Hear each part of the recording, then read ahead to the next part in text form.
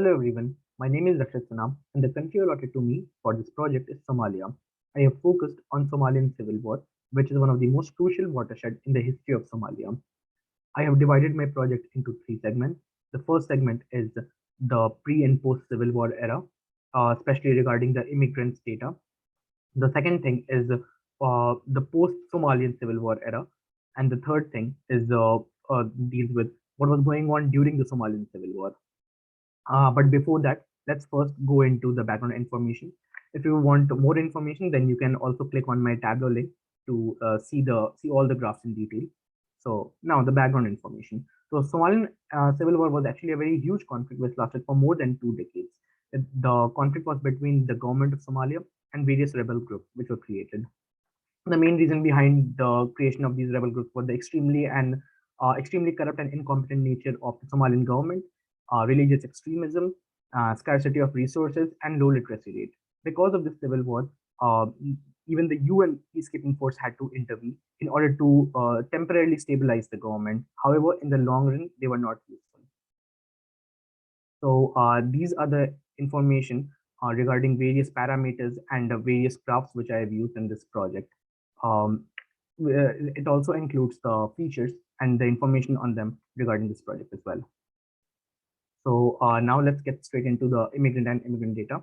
Uh, so this consists of both pre and post Civil War era. Over here, gender and continents have been chosen as a parameter.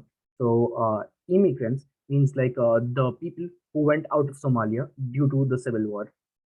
For this case, I have divided them through the male and female thing. So the number which you are seeing over here is actually the total number in thousands. So 73 over here is actually not just 73, but 73,000. So if we just switch between the female and the male, we can see the different composition of immigrants and immigrants. So now let's go straight into the continent thing. So if we just see over here, then to which country where did the immigrants go? So if we just check it up, we can see a lot of people went to Asia and mostly to countries like Saudi Arabia and Europe and North America as well. So one thing which is to be noticed that people who went to richer countries like US or European countries, they never returned back to Somalia because these countries have a very high quality of life, and people who went from Somalia to these countries prefer to stay over there as they could earn more and they received a very high quality of life. So that's why they prefer to stay. So now let's get into the post-Somalian civil war stats. So over here, we can see like, if we just scroll it down, then we can see the number of missing people, the number of internally displaced people or IDP, the number of people who returned from abroad, and the United Nations aid presence. So I have used regions as a parameter. So if we just choose up all the regions, we can see uh, all these things getting distributed, getting drilled down by their regions and districts. So in most of the cases, I've used the districts and the number of and the regions in which these districts were contained. For example, if we just select the all regions, we can see all the districts in Somalia. However, if we just select the Bay region, we can see the number of districts present in Bay area. So yeah. So now let's focus on the third aspect of Somalian history was during the Somalian Civil War.